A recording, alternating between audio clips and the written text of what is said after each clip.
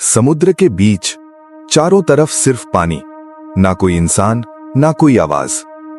और उस अकेले टावर में एक इंसान जो महीनों तक दुनिया से कटा रहता है।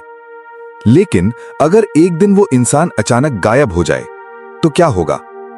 1900 स्कॉटलैंड के पास एक छोटा सा आइलैंड फ्लैनन आइल्स। यहां एक लाइट हाउस था जहां 3 कीपर्स ड्यूटी पर थे। एक दिन सप्लाई शिप वहां पहुंची, लेकिन कोई जवाब नहीं। दरवाजा खुला, अंदर सब कुछ नॉर्मल था। खाना रखा था, बेड्स अनटच्ड थे, लेकिन तीनों आदमी गायब थे। ना कोई स्ट्रगल के निशान, ना कोई क्लू, बस साइलेंस।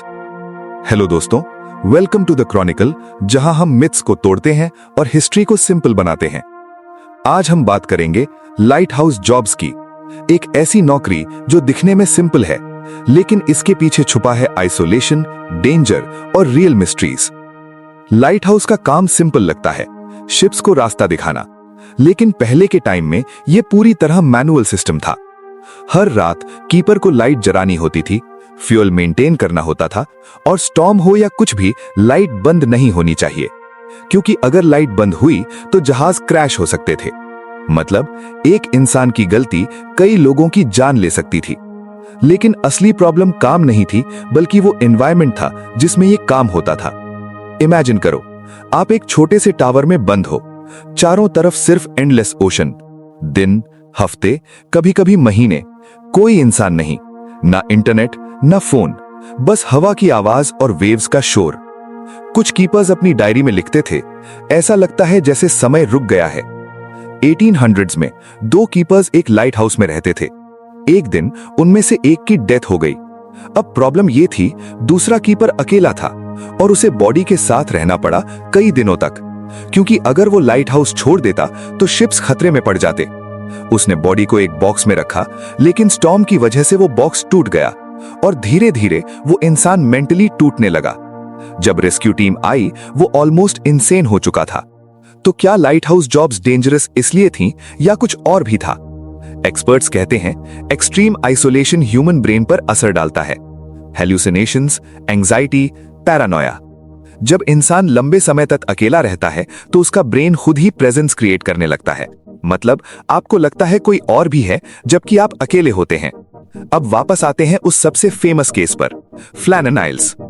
लॉग बुक में लास्ट एंट्री में लिखा था, स्टॉर्म बहुत वायलेंट है।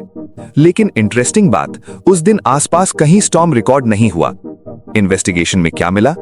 1 चेयर गिरा हुआ था, ऑयल स्किन जैकेट मिसिंग था, क्लॉक बंद थी। थ्योरी क्या कहती है? शायद एक कीपर बाहर गया, दूसरे उसे बचाने गए और एक ह्यूज वेव उन्हें बहा ले गई। लेकिन तीनों एक्सपीरियंस थे और रूल्स के अनुसार एक को अंदर रहना चाहिए था। तो फिर तीनों एक साथ बाहर क्यों गए? यही वो सवाल है जिसका जवाब आज तक नहीं मिला। लोग कहते हैं लाइट हाउस हॉन्टेड होते हैं, लेकिन रियलिटी क्या है? Nature plus isolation plus responsibility equals extreme pressure. कई बार सिंपल एक्सीडेंट्स मिस्टीरियस लगने लगते हैं। आज के समय में अधिकतर लाइट हाउसेस ऑटोमेटेड हो चुके हैं। अब वहां इंसान की जरूरत नहीं। टेक्नोलॉजी ने इस जॉब को ऑलमोस्ट खत्म कर दिया, लेकिन उन पुरानी कहानियों की मिस्ट्री आज भी जिंदा है। तो क्या लाइट हाउस जॉब्स कर्स थी? नहीं, लेकिन ये जॉब्स हमें एक चीज सिखाती हैं। कभी कभी सबसे डरावनी चीज कोई भूत या कर्स नहीं होता, बल्कि अकेलापन। लाइट हाउस एक सिंबल है ह्यूमन रिस्पॉन्सिबिलिटी और आइसोलेशन का, और ये स्टोरीज हमें रिमाइंड करती हैं कि इंसान नेचर के सामने कितना छोटा है। अगर आपको ऐसे ही रियल, लॉजिकल और मिस्टीरियस कंटेंट पसंद है तो द क्रॉनिकल को सब्सक्राइब करें और कमेंट में बताएं अगला कौन सा मिस्ट्री टॉपिक आप देखना चाहते हैं। मिलते हैं नेक्स्ट एपिसोड में।